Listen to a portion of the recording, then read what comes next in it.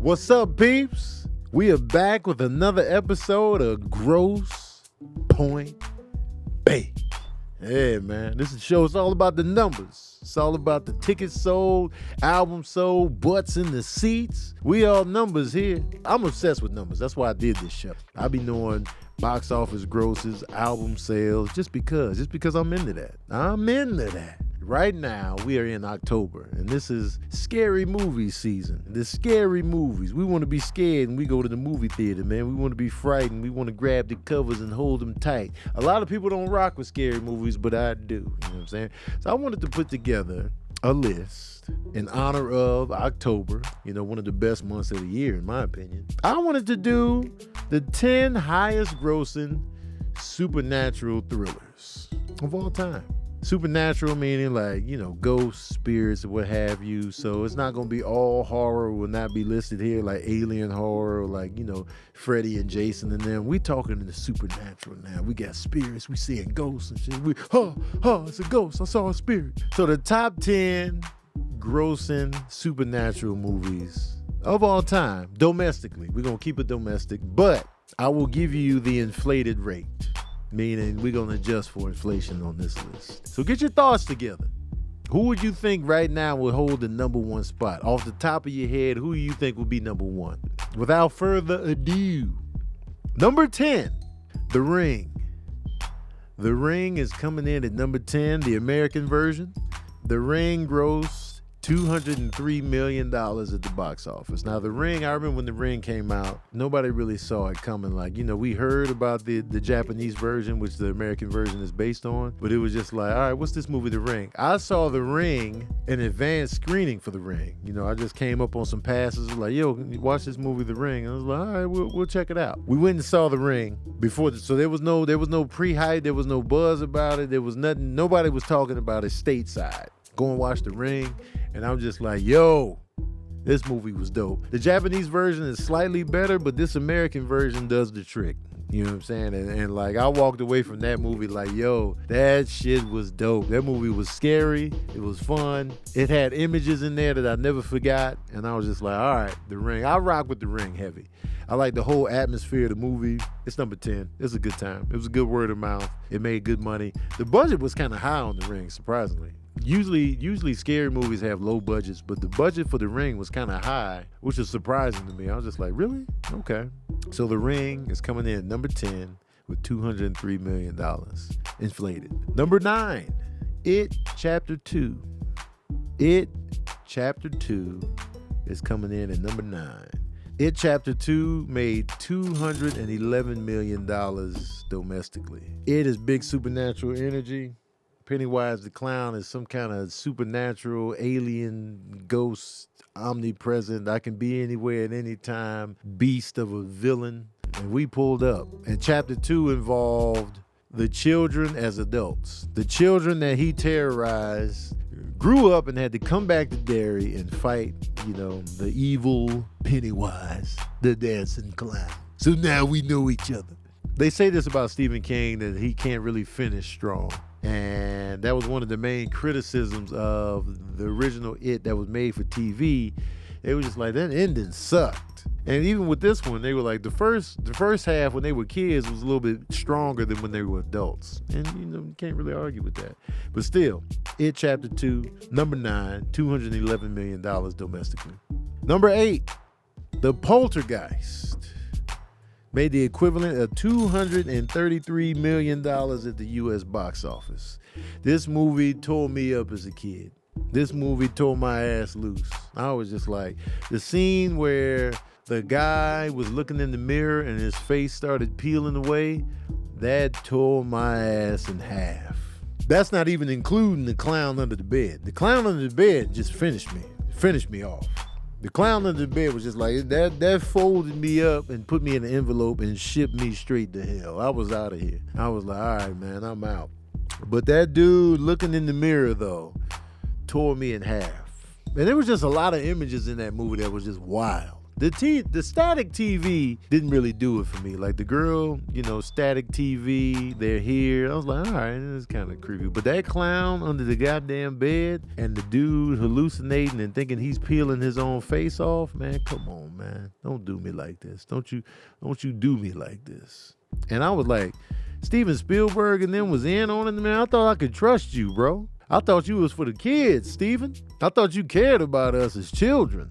Come to find out, he was like, nah, I'm gonna scare you. I'm gonna scare your ass cheeks loose, Tony Bacon. This is when I was a kid. Everything tore me in half.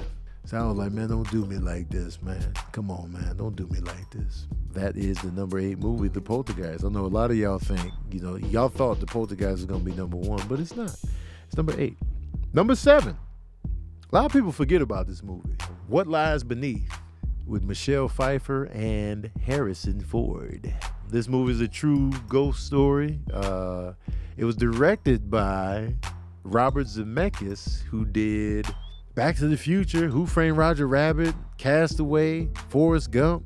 He also did a supernatural thriller. The story involves a housewife that's seeing like weird shit going on. She keeps seeing this girl and she don't know why. And just like, it was a classic, good ghost story. I remember seeing it in the movie theater in Tulsa, Oklahoma. And I was just like, yo, this was a good time. Good movie, kind of slept on. It did well at the box office. The budget was extremely high because you got Michelle Pfeiffer, Harrison Ford. Those 2 salaries alone are going to balloon your budget. And Robert Zemeckis, he's like, yo, man, I be spending money. Robert Zemeckis be spending money on these movies he directs. Like Polar Express and all that shit was expensive. So they be out here, But What Lies Beneath was a true classic, good ghost story that I enjoyed. It made the equivalent of $264.4 million domestically. So that was a good time right there. A good haul, if you will.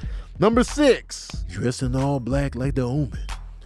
Ain't that what she say on this song? Dressed in all black like the Omen. The Omen. From 1976, Damien out here ruining lives. Damien, the spawn of the devil himself. I've never seen The Omen. I've never seen it. I don't know why either. It's not like I was avoiding it. I've seen bits and pieces. I know the classic Damien music. He got his own little soundtrack. He in the choir. It's demon people. Damien. He's doing shit, looking weird. Don't you cross that kid. The Omen made the equivalent of $268 million at the domestic box office. It was a big hit. Apparently it resonated. People was just like, yo, man, this kid is off the chain. They did a remake, of course. They also remade, well, it was a remake, but it was a remake that was necessary because Stephen King is not really made for family-friendly TV, and I feel like because the It with Tim Curry, even though it was creepy and it was dope, I feel like they couldn't really take it to where Stephen King would take it to in the brutality and the language and the visuals. So I feel like it was a necessary remake. And they remade The Omen, but I feel like it just came and went. It was like one of those things where, why are we remaking this? But The Omen is coming in at number 6 at $268 million at the domestic box office, adjusted for inflation. The movie came out in 1976. Number 5, The Amityville Horror from 1979. The Amityville Horror with Josh Brolin's dad, James Brolin, in the starring role, based on true events, so I'm sure that lured a lot of people into the mix. The Amityville Horror made the equivalent of $315 million at the domestic box office. That's a huge hit for a supernatural thriller. The haunted house, the flies in the windowsill, weird shit going on. The creepiest part of Amityville is the goddamn attic window. The attic windows at the Amityville house, they had to know when they made that shit is creepy. Yo, man, the attic windows, man, we gonna make them creepy looking. They be knowing what they doing. I'm not falling for the innocent architects. No, we was just adding a little style. No, you wanted that shit to look creepy at night and in the daytime. I can't imagine how those attic windows look at night. Dark neighborhood. You look up, you see those attic windows glowing at you. Hell no, man. Hell no. Imagine living in that community when this movie was buzzing. This movie made the equivalent of $315 million in 1979. That means everybody in that neighborhood or anywhere near Amityville is going to pull up to the neighborhood just to see the house it was based on. Now, I'm sure the neighbors was like, bruh, this movie ruined our lives. And then on top of that, you got to look at the creepy ass windows, and you got to look at people looking at the creepy ass windows. So it's a double up of just annoyance and being creeped out. Crazy. But that movie did extremely well. I didn't know it did that good. I was like, God damn, this was a smash. Number 5. Number 4, It Chapter 1. It Chapter 1 grossed $328 million at the U.S. box office. Huge hit. Made over $700 million worldwide. Was a huge runaway smash. They thought the movie was going to do well, but they didn't know it was going to do this good. They had no clue it was going to be this much of a hit. Pennywise, we was all in on Pennywise, and I feel like this half of the movie is the better half. When they were kids, this shit was fire. The kids that they casted in the role were perfect. You know, Pennywise was doing his goddamn thing. Visually, the new Pennywise, in just his regular clown state, when he's just talking as a regular clown. I don't know if you can call Pennywise a regular clown, but when he's just talking as a regular clown without doing the extra shit that he does, I feel like Tim Curry was creepier. Just looking at him, just like, you know, when Tim Curry was in the sewer talking to Georgie, for example, he just looked and sounded super creepy, and Tim Curry's eyes in that makeup was just mad creepy to me, man. Because Tim Curry, he has a deep voice. The new Pennywise has a soft, non-creepy voice. Hey, Georgie, I lost him. You come down in the sewer with me? It's like that. That's not as creepy as to me. But Tim Curry's voice in that sewer, oh, hiya, Georgie. It had a roughness to it, and it was creepy. And then, oh, yes, they all float down here. It was just a deep register that was just like, oh shit, dog. Watch out. Yes, Tim Curry from Clue and Home Alone 2 and Rocky Horror Picture Show. And low key, he creeped me out in Rocky Horror Picture Show as well because he had that face paint on with the red lips. This It, though, was a good ass time. Creepy visuals, the transformations that Pennywise was doing. The kids were great. They were rough around the edges. They were cussing. They were doing all this. It was just a good ass time. I rewatched this movie recently, and I feel like It Chapter 1 was extremely well done. It was a good ass time in the movie theater. I enjoyed the hell out of it. Number 4, $328 million at the domestic box office. Number 3, Ghost. Ghost is number 3 with Patrick Swayze and Demi Moore. Was the highest grossing film of 1990. Nobody saw this movie coming. Nobody knew this was going to be a runaway hit like it was.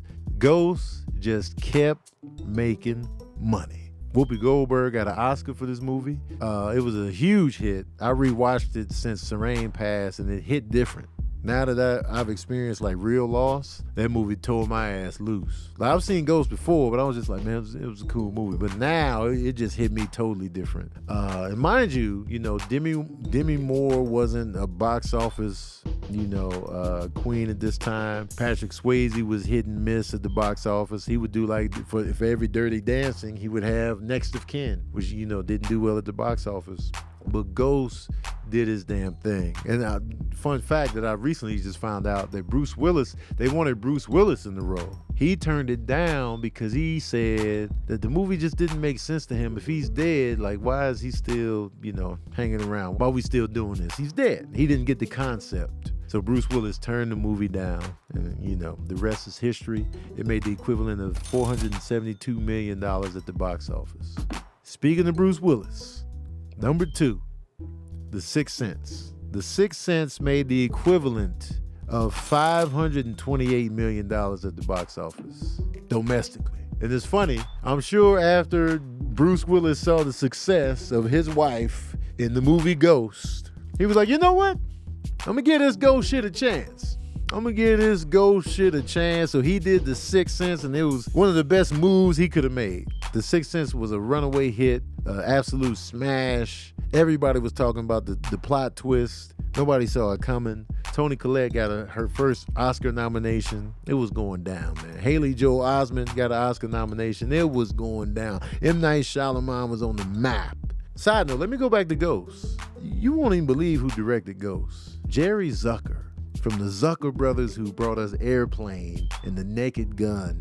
That's who did Ghost. But anyway, back to The Sixth Sense. The Sixth Sense, man, it just kept making money. I saw that movie. We snuck into the theater. We paid for the movie Mystery Men with Ben Stiller in them. We snuck into the Iron Giant, and then after the Iron Giant went off, we snuck into the Sixth Sense. And the Sixth Sense, there was no buzz, there was no hype, there was no nothing. We went in fresh, and it was just like, heads blew off. We came out of the movie theater headless. Head was gone. Now, the cold part is, I paid for the worst movie of those three movies. I actually put the money down for Mystery Men. The Iron Giant and The Sixth Sense were both better films, and I snuck in, and I apologize.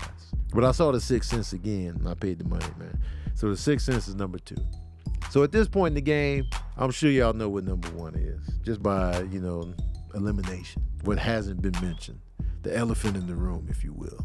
Number 1, top supernatural thriller of all time, The Exorcist. The Exorcist made, and this is domestically, it came out in 1973. It made close to $200 million in 1973. That's the equivalent of $1.03 billion domestically at the box office. The Exorcist is the 9th highest grossing movie of all time, adjusted for inflation. It's the 9th highest grossing movie of any genre of all time. I don't see this record getting beat no time soon by a supernatural thriller. The Exorcist made all the money. People were fainting, passing out in the movie theater. I wasn't around in 73. But I'm sure it was an event. I'm sure that was the movie everybody was talking about. I'm sure people were probably against it. They were probably protesting it, making people wanting to see it even more. It was shocking. It was scary. They were just like, yo, what the hell is this? I can't imagine what it was like to be around when this movie was hot, when this movie was cracking. But apparently everybody wanted to see it because the grosses of this movie are just phenomenal, especially for a rated R scary movie. So The Exorcist is king, queen, jack, and the spade. Over $1 billion at the domestic box office. That's the definition of butts in the seats. And you can drink your pea soup and throw it up and pee on yourself all you like to get your Exorcist cracking like that. So that's the list. That's the top 10 supernatural thrillers of all time, adjusted for inflation, domestically. A lot of y'all were in the chat mentioning The Shining. It made the equivalent of $150 million domestically, so it didn't get into the top 10, but I think what happened with The Shining was people appreciated The Shining after the fact. I'm sure, reviews were mixed when it came out, but The Shining didn't make the cut. Did y'all know it was going to be The Exorcist? What's your favorite movie? In this top 10, what's your favorite movie out of this list right here? Let me know in the comment section below. Also, which of these movies scared you the most? Stir of Echoes with Kevin Bacon didn't do that well at the box office, but it's a movie that I really enjoy. Shout out to Kevin Bacon's daughter, who's starring in the movie Smile, and my review for Smile is up on my YouTube page. Check that out. And always shoot me ideas for what you want to see on Gross Pointe Bake. We doing the numbers only, man. No opinions out here, man. Let me know in the comment section below, man. Don't forget to like, share, and subscribe. And as usual, we out here.